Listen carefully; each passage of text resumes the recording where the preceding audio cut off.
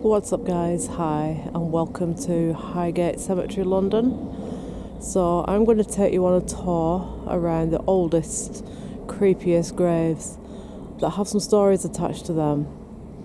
And there are a couple of suspect vampire graves here which were raided in the 1970s by a group of vampire hunters who were determined to get to the bottom of the vampire story that Andy is going to be covering on his solo vigil. So I'm going to take you up Egyptian Avenue and into the Lebanese Circle to show you some of these fantastic graves. Now, I said on part one, if you've watched that yet already, that Tutankhamun was discovered in 1922, and after that in England there was a craze on Egyptian architecture, including graveyards.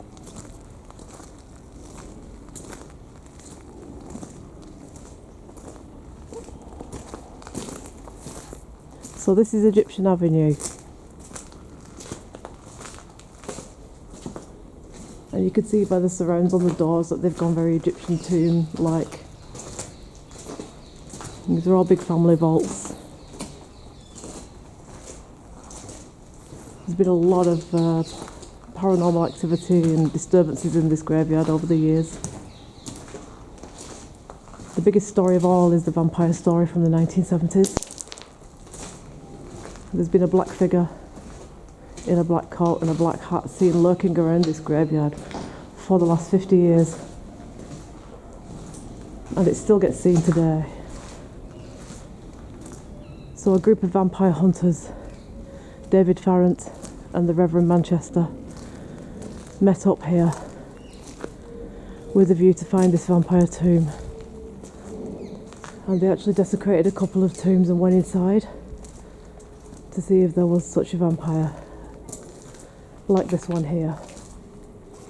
They smashed the door in and then it was blocked up with slate. Now on part one, if you've watched it, this is where Andy got pushed and hit on the arm. So even today, in the daylight hours or nighttime hours, it doesn't matter. You can still provoke a little bit of activity. So I'll take you around this Lebanese circle. I've got the EMF meter here, so we're going to run that. I haven't got anything electric on me or anything at all, so if this goes off, then we've got something with us here. So I'm going to start by calling out for any of these spirit people connected to these tombs. If you'd like to come forward and talk to me. I'm Alison. And I have come to see you and make contact with you. And if you flicker this meter and let me know which is your tomb, I will stop and we will ask questions and talk to you there.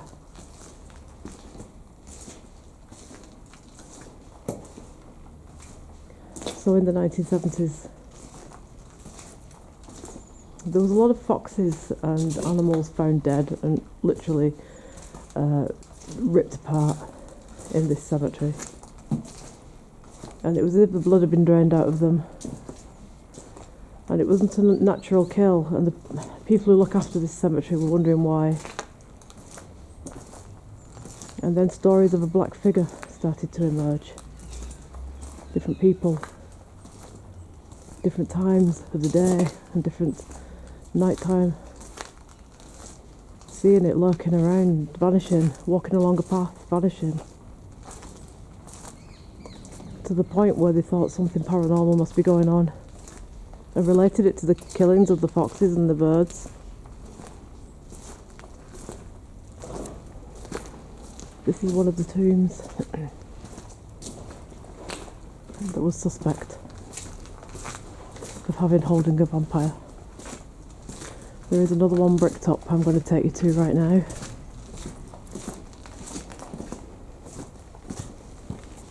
The EMF meter hasn't flickered yet.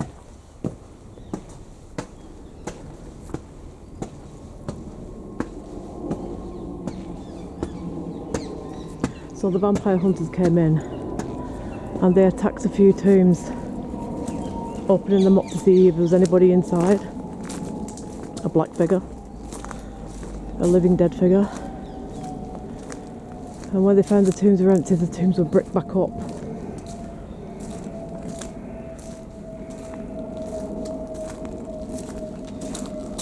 This is one of those tombs that was smashed open by the vampire hunters, looking for traces of this vampire, and then afterwards was bricked up.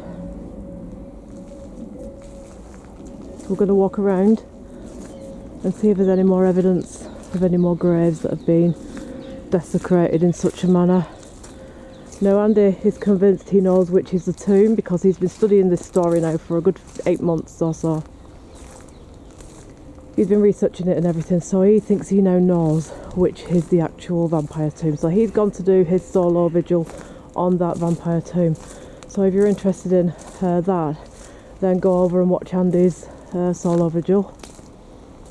I'm going to go around in the meantime and show you a bit more of this cemetery, this burial ground, and talk a little bit more about the gory history that's attached to this place. These tombs, they even gave the address of where the people lived, Liverpool Road, Islington, so you could actually go and look up the house where they lived. Those houses now, in modern day London, have probably all been converted into apartments and stuff like that, but back in those days, these big families with these big family vaults would have had like a big house in London with like servants and maids. They would have had businesses, the kids would have gone to university, they'd have been very well established. And on these graves, they literally put their entire life details. When they were born, what they did as an occupation, where they lived, when they died, the address, the family tomb, Liverpool Road, Islington. So they literally left nothing out. So it's very good for people that's trying to do the family tree, because in those days they put every little bit of information in that there was, which I think is a lot more interesting than actually going online and doing Find My Past and all that stuff. I think if you have a day out and come to a place like this searching for a grave, you know, and the history is there printed on it for you to read, plus you get a day out as well at the same time, I think it's a much more interesting way to trace your family tree than you know, just going online. But I was asked by someone after we did the Southern Cemetery shoot at Manchester, how do I go about tracing my family graves? So you get in touch with the council where your graveyard is, and they have a list, a register of all the graves, the numbers, the names, and they can help you with you know, what the person it is you're looking for, especially if you're tracing family lines back and stuff. So yeah, this vampire story, I first heard about it when I was about 10 years old. That was about 1979, and they were doing this vampire hunting thing in the early 70s. So I had a book, a gory gothic horror book, different stories from England, you know, and this was in it, Highgate Vampire, and it was in the papers at the time, roughly around the same time as the Enfield poltergeist down here in London was also in the papers around that time. And it was, for me, it was like, well, vampires have always been a fictitious thing, so I wasn't quite sure if I was sold on it, you know. But I think because there's been so many eyewitness accounts here now over the years, all in this graveyard, all in this, I mean, this place is huge. You know, it's a few square miles. I mean, all right, by American standards, it isn't huge. By English standards, it's huge. It's a few square miles, and you do need a map to get around it.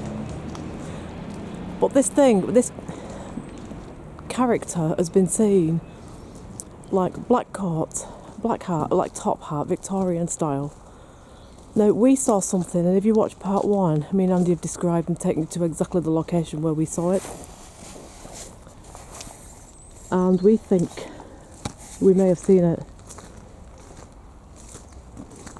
We saw a man in a black Victorian frock coat and a top hat walking up a path, and we stepped back to let him pass, and he didn't come by, and when we looked, he disappeared, and he was just gone, and there was no other way he could have gone. So we were like, what the hell? So we were convinced after that yeah, there's got to be, I think, something here. So a lot of these are falling to bits, look, and they're dangerous now. A lot of these families have just... See, this is bricked up as well here. These are the ones that they got smashed open during the vampire raids. You can Google all this stuff, it's all online, it all went in the newspapers and everything. It's like England's biggest vampire hunting story. They really went to town with it. They all met here at midnight and just came in and just went to the tombs that they thought contained this vampire and just prized them open to see if they could find him. But I don't think they actually found anything in the graveyard. But there is another story that a house nearby, they actually found a person lying in a coffin. It's kind of like what you call undead, like fresh but recently dead. So they presumed that this was the said vampire. We're going to cut up here because you get a lot of people coming around. And let's go back into the Lebanese circle. We're going back into the Lebanese circle. This is where we started out before. So this time what we're going to do, we're going to make a left. And we'll come out at a different part of the cemetery.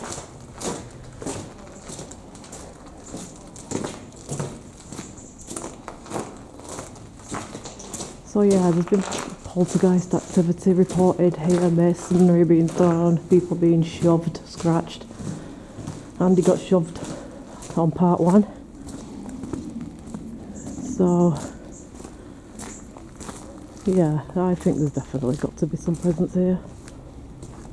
I don't know if the vampire thing is still going on, but there's definitely something. There's definitely something. But the thing is, there's been a lot of people up here doing rituals now, like satanic and otherwise. So we don't know if they've disturbed anything. We don't know if they've conjured anything. We don't know if the vampire is like long gone and what is here now is being brought about by other people messing around with stuff. And we've said this so many times. If you study witchcraft, like we've studied it for about 15 years now, you know what you're doing, you know. If you don't study it and you just pick up a book and start doing stuff, all manner of things can happen. You can put yourself in a lot of danger. You've got to be really careful with it.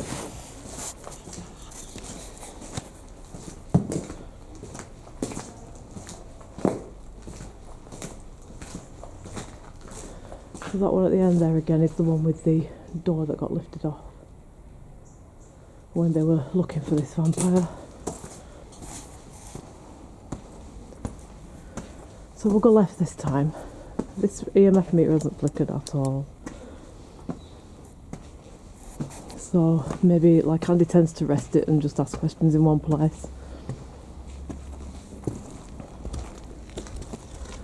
I like to do a full circuit. See as much as we can.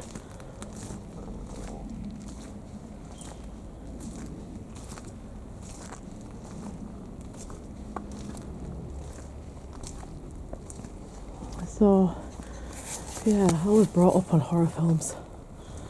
For those people that don't know, I was brought up in a house that was haunted anyway, had a ghost, so that's what got me into all of this.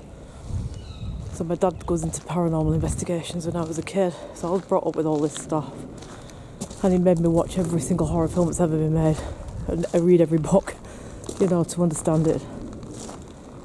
And this was always one of the most famous ones. Let's go and sit over there for a minute and run the EMF meter and see if anybody wants to come towards us instead of us walking around looking for them. I sometimes think with spirit, if you just sit down and have a little rest and that and be quiet for a little bit, they can come forward. So are there any spirit people who would like to come forward? You can make yourself heard on this camera. You can show yourself. You can make a noise. You can flicker this EMF meter.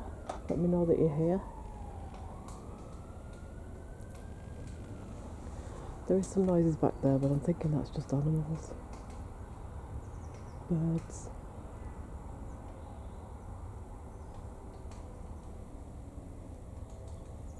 There's probably birds ripping the bark out of a tree or something.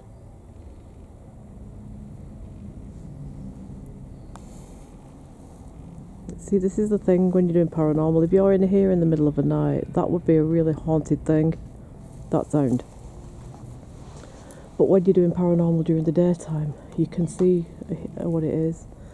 You can feel like, you know, what it is, and you know that it's something natural. And this is the thing with filming outdoors. You've always got to be aware of the nature. We've seen a fox already. You know, and there's squirrels in the trees, so doesn't mean it's always going to be a ghost. But in this cemetery, it's more vampire, to be fair, than ghost.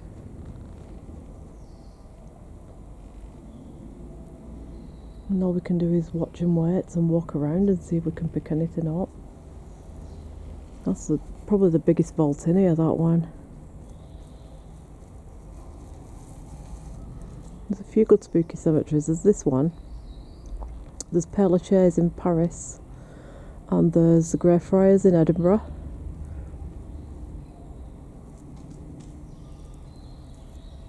And really, with a graveyard like this, you don't need a movie set. You can just bring all the filming equipment in here and shoot the movie right here. Everything is here. Everything is here that you just need for a horror film. Let's go find some more creepy graves. Let's go this way. There's some big vaults down here. And we'll invite any paranormal entities, ghosts, vampires, or anybody else who wishes to come forward and make themselves known. Andy and I are on our own now. We've separated off, so now is a good chance for you to get at one of us, if that's what you wish to do. If you think we're more vulnerable alone, then come forward. Let's see what you can do.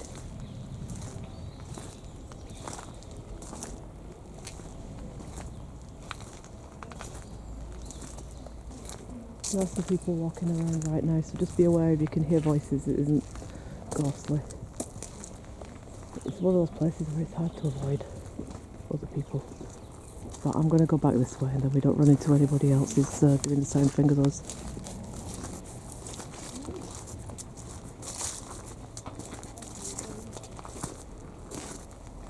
I think if we get to the quieter areas, there's more chance of seeing this black figure, this black entity.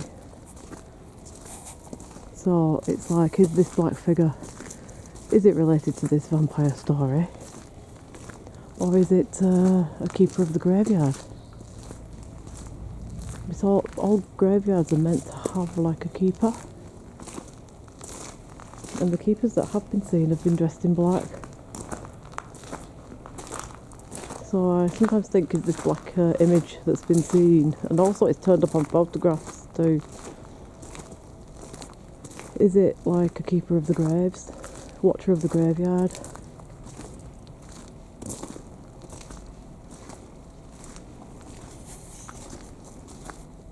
It is a very ambient place. Even though it's spooky, it's very ambient.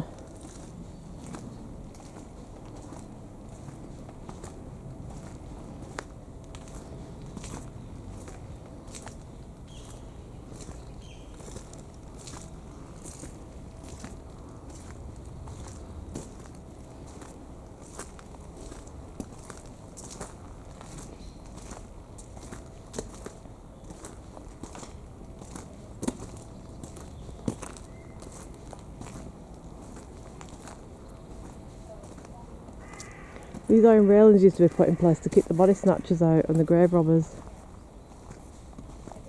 Because I think I told you once before, in Edinburgh, the Burke and Hare story, they did used to rob graves and they used to sell those bodies to medical students to practice on. And the same thing used to happen here because the other medical university was in London, so people used to rob these graves and sell the bodies on, you know, for medical science. Which, alright, it seems like a really gory thing to do, but if it wasn't for that, where would we be today with like surgery and medicine? We wouldn't be where we are right now.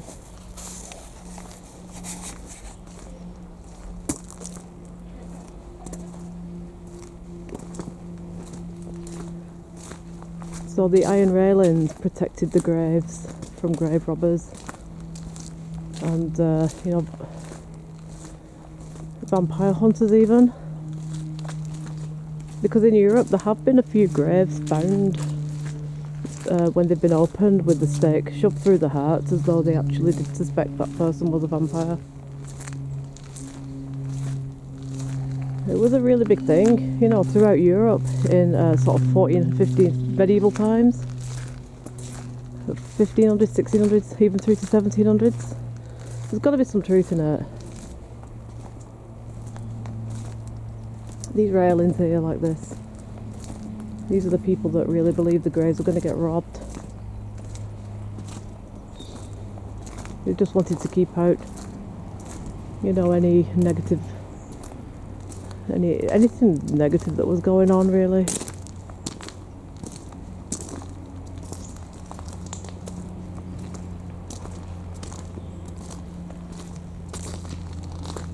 So I think the main tombs really that the vampire hunters attacked are all down in the Lebanese circle. The EMF meter's not gone off. Not at all at the minute. I've kept an eye on that as we're going round. But the graves I like are the ones where the trees have grown all over them. It's just natural. It's like, it's not even planned or, it's just happened that way. Like that one there.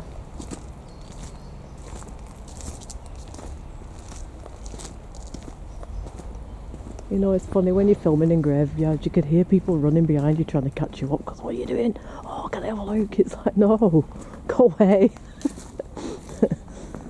They literally run after you.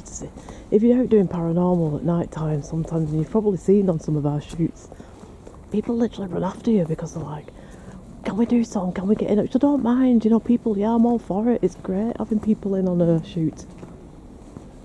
But literally, sometimes people will just follow you around and round and round and round, and you think you're having paranormal footsteps, and when you turn around, it's somebody just. It's like, why don't you just say something instead of just following around like that? It's literally. Well, I thought there was somebody following me around. There was feet right behind me. There was feet. There was feet behind me all the way down that path. That's why I was hurrying up. There's nobody there. Seriously, I honestly thought there was someone following me all the way down. That's why I said you get people following you like that sometimes to see what you're doing. There's nobody. Oh yeah, there's someone. Yeah, but she's miles off. I felt like someone was running down right behind me. And that's one of the things in this particular graveyard. It's one of the phenomenons.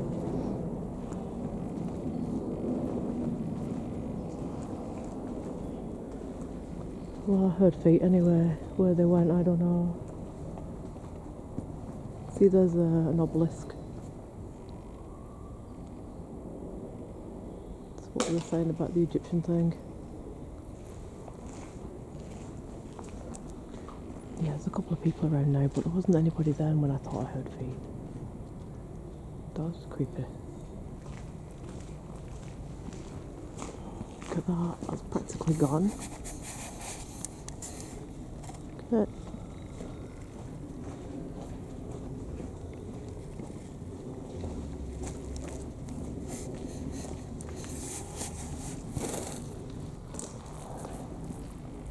Well, you know what, I definitely heard feet running down behind me there. Literally as though someone was trying to catch me up. I'm gonna go back up. No, someone else is coming down now. It's like Manchester City Centre at the minute. Let's go down here. I really, and I hope the camera's picked that up. Bollocks to this camera, it doesn't pick things up sometimes. It's like the other week when we were in the creepy woods and we heard that blood-curdling scream like a woman being murdered. and it was so shrill, you know. And then we played it back and there's nothing. It's like, what the hell? We definitely heard that with our ears, the pair of us. It's frustrating when you hear it and then the camera doesn't get it, and I think it's just that we've discussed this so many times and we're going to discuss it again. I've always found, right, when we do paranormal, and bearing in mind now we've been doing this for 15 years, we've only been recording for about 18 months or whatever, but we've been doing it for a good 15 years. Like all night long in different venues all over the place. When we're recording stuff, you either hear it with your ears or you may see it with your eyes if you're lucky. You don't pick it up on the equipment. Or you pick it up on the equipment, you don't see it, you don't hear it, but it comes on the... So it's as if for me, they're like on this wavelength or this wavelength. They can either get through directly to you and this doesn't pick it up, or the camera and the equipment picks it up and you do not see or hear it physically. It's one or the other. It never happens together. Never. That's one of the things, evidences that I can honestly say. It's like the dog whistle. Dogs can hear it, we can't, but it's there. It's kind of the same thing. We can't see it, but it's there. But chances are this equipment will pick it up. Especially the EVP recorder that Andy's using right now, because what that does, it records on a frequency that we can't hear. So when we're asking out on that EVP recorder and we get a voice back, you don't hear it with your ear, but it picks it up on that because it can go to a whole different sort of level.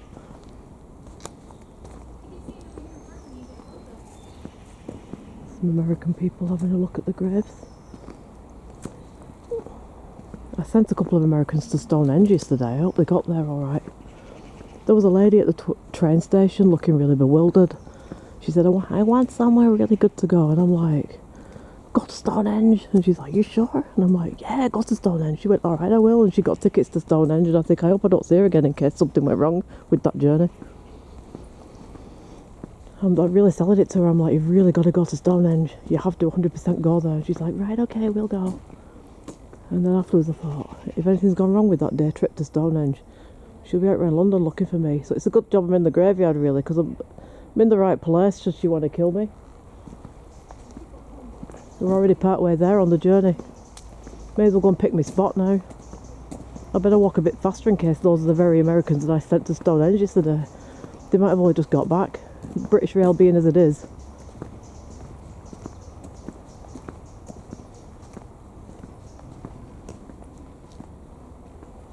These are all leaning, look at these. They're like literally slipping down this slope here. But you know one thing, right, that people forget about these graveyards that are leaning like this. The bodies underneath are also slipping, the skeletons underneath and the coffins are also slipping down. So although people might be buried here or here, the bodies might have slipped right under this path by now. Look at that headless, there's a headless statue there. Let me just zoom in on that there, look at that. Headless. Headless. Here rests Marie, who fell asleep with no head, apparently. Did you lose your head? Or has somebody stolen your head? See, this is the thing. This is some of the creepy ass stuff that's been going on in this cemetery. People have been nicking things like that, stone heads, to do rituals with, which is just... It's very, very dangerous to say the least. If you start using things like that for rituals, you can seriously affect people, you know, you can... And this is... Look, another bricked up tomb. So that was one of the ones that got smashed during the vampire raids. Any tombs that are bricked up like that were the ones they attacked. The vampire hunters opened them up to have a look inside, and above the door it says, then shall the dust return to the heart, and the spirit shall return unto the God who gave it. And they lived at New Road, Fitzroy Square, London, so perhaps they had a reason to believe that that was a vampire. Some of these are open, like, look at that. His and hers. His and hers tombstones. Yeah, so any bricked up ones like that are where the vampire robbers, the vampire hunters came in and tried to, you know, make an issue that there was a vampire inside there. 1970s. David Farrant, he passed away a couple of years back, was the main investigator, and his opponent, Reverend Manchester, also was up here looking for the same thing. They clashed and collided so many times, they got arrested several times. Eventually they agreed that they both had separate theories and respected each other's theories, and then formed some kind of a friendship. And I think they ended up vampire hunting together because they realised that to do it together is better than apart. Now this one is the guy that got poisoned, the Russian. You know the Russian poisoning? That's what it is.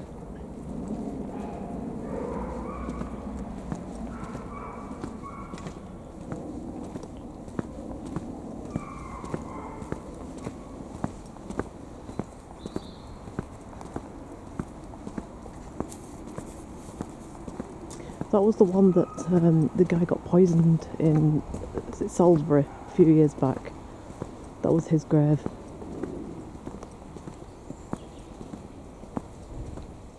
It was down to Putin apparently that happened. Shall we go up this creepy path? Oh, it says no entry. Yeah, but the signs fell down. If I can't see the sign, then I can go up there. I can go up there anyway on my head, be it. It just means if I break a leg, I can't sue the dead.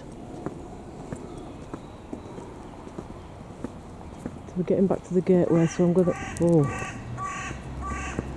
Perfect sound effects for the graveyard. Perfect. It's like them ravens at the tower when we did the Tower of London. I better go back round because if I go out I can't come back in. Yeah, the Tower of London the other day. The ravens, they're hilarious. They really are. The Raven Masters, the Yeoman Raven Masters, spend half the time chasing them, trying to get them back because they're just doing everything. They're just misbehaving constantly all the time. They're really, really funny. There's a path up there I'm not supposed to go up. But do you know what? Let's go up it.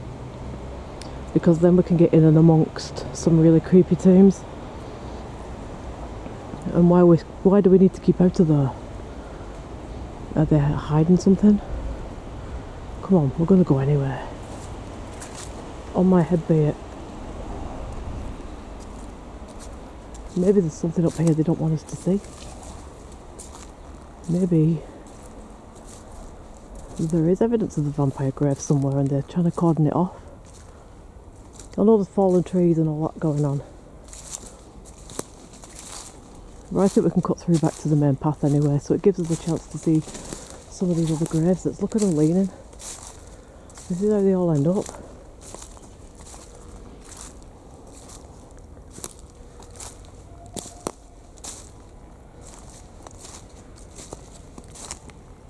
Look at them. Just time and weather just add them.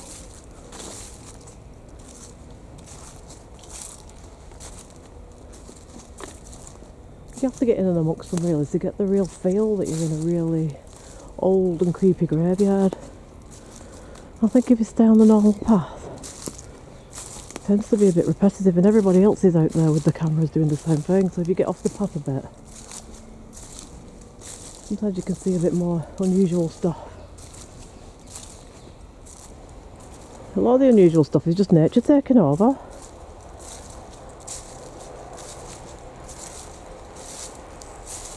I can see the main path there anyway, so we're going to come back out in a minute. So it is good to get off the path and get amongst the graves a little bit. I'll come between these tombs now and somebody's going to freak out. Probably Andy. Mind you, he's used to me climbing out of tombs. And I'm used to him climbing out of tombs because he has fell down the odd grave here and there. He fell down one at Whitby. He fell clean down it. They dug it up and ready for a burial. And he was that busy filming, he fell straight down it. And it was foggy too, so I didn't know where he'd gone. And when I eventually caught up with him, he was climbing out of the grave with the camera attached to his eye going, I fell down a grave, but I filmed the whole experience. We're still trying to find that footage, then we can put it on for you guys because it is so funny. Look at that one. It's completely corroded. Right, we can get back on the path here now. So, yeah, why not in it? Let's just sneak off here and there and go and see some... This EMF meter hasn't flickered once. Sometimes, you know, I think it's the person. I think because Andy's like straight in there with his paranormal equipment and asking out and demanding and all that, he kind of like stokes it up a bit, if you know what I mean. It's like poking the fire.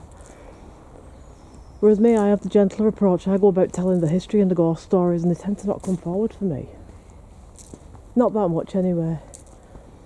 I can't honestly say. I could probably count the numbers of definite paranormal experiences I've had on one hand. Really? Let's go over that side. We haven't done that side yet. This flickers then. We'll do something, but I haven't had anything yet.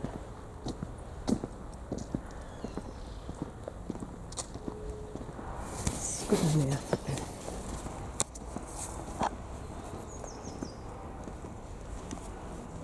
Are there any spirit people with me right now?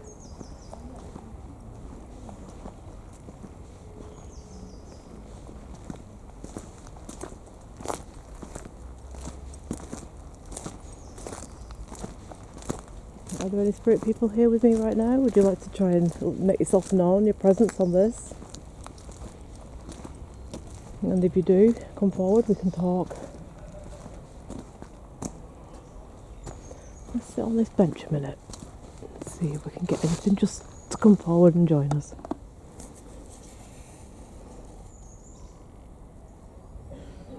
There's people coughing that.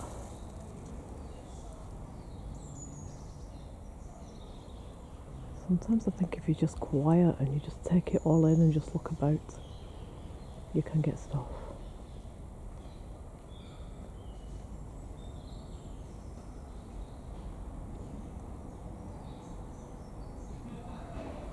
I think there's some gardeners working down there, so we'll not go down there because we don't want to get distracted by them. Let's head back up here. Masses and masses and masses of graves, one upon top of the other.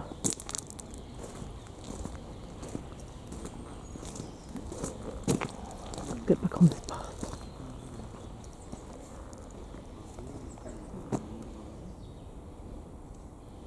Yeah, let's go up there actually. Trying to take you where we've not been already.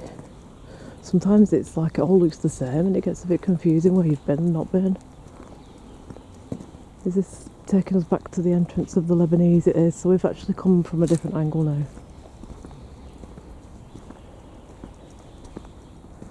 You need a map for this place. They actually do. Look at that pyramid over there. I mean, that's what I'm talking about when I say the Egyptian thing came in. Look at that. It's a pyramid grave. So when Tutankhamun had been discovered in 1922, there's a lot of Egyptian influence here then.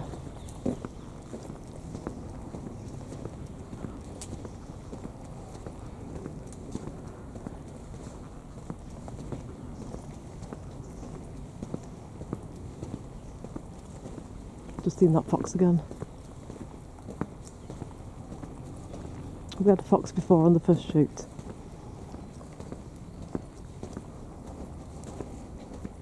Let's go back to the Lebanese circle.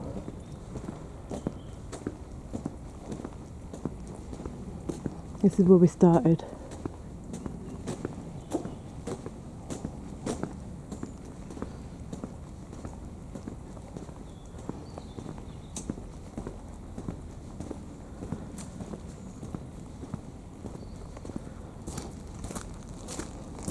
So this is the Egyptian colonnade. And if Andy's looking at that vampire grave up there, he's going to kill me because he'll be able to hear my feet.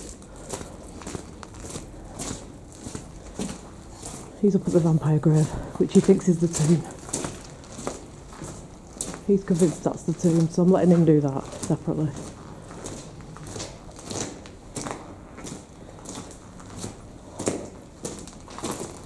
Family catacombs. There are some hidden catacombs in London somewhere. Some people have been getting into them. Right, the Lebanese Circle. So we'll do another route of this. Because these are where the creepiest ones are. So yeah, the vampire hunters went on the rampage. Around here. Rising up in all these doors. Until they find out. They was convinced. Really convinced.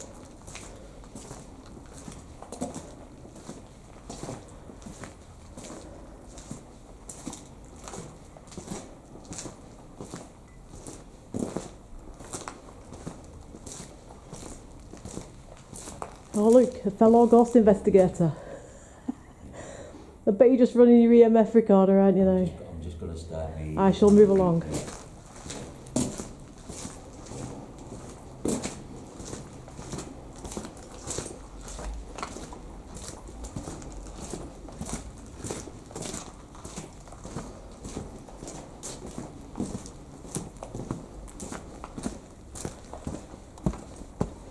We'll not interfere with each other's stuff because it gets very irritating when you're trying to record stuff.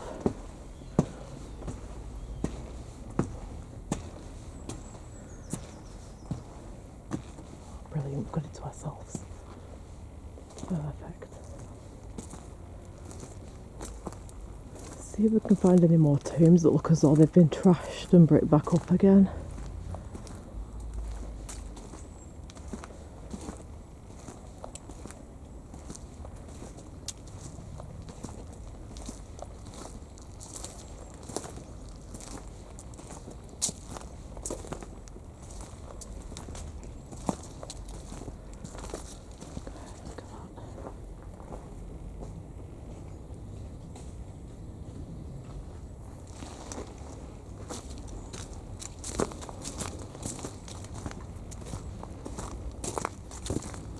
Author of an early years pioneer. Some interesting people buried here.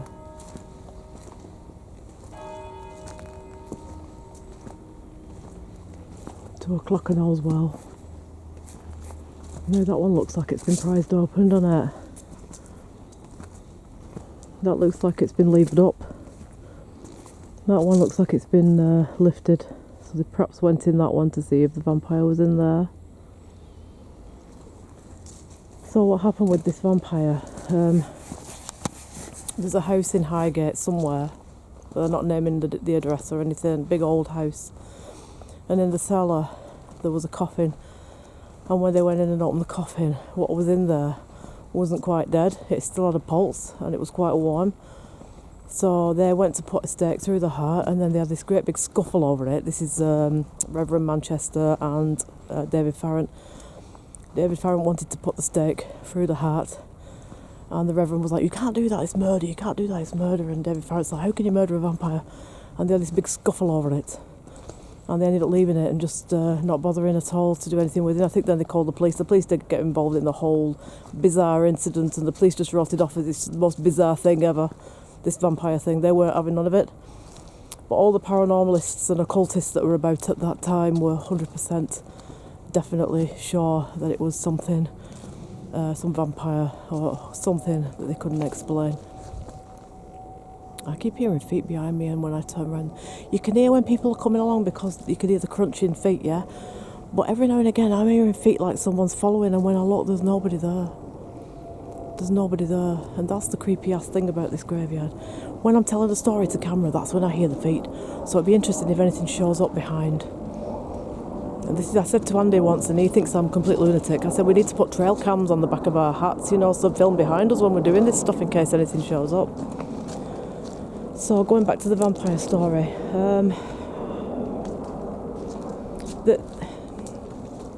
They were undecided at the end. Was it vampire or was it just lunatics thinking it was a vampire and all jumping on it and going on the rampage?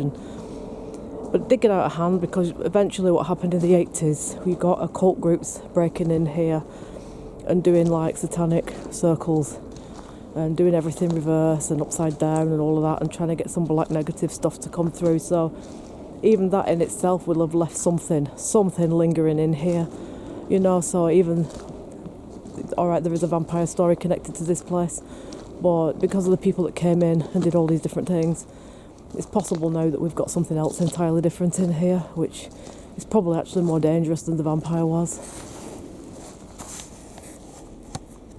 I think the thing is with vampires, because we don't see them, we find it very difficult to believe they exist.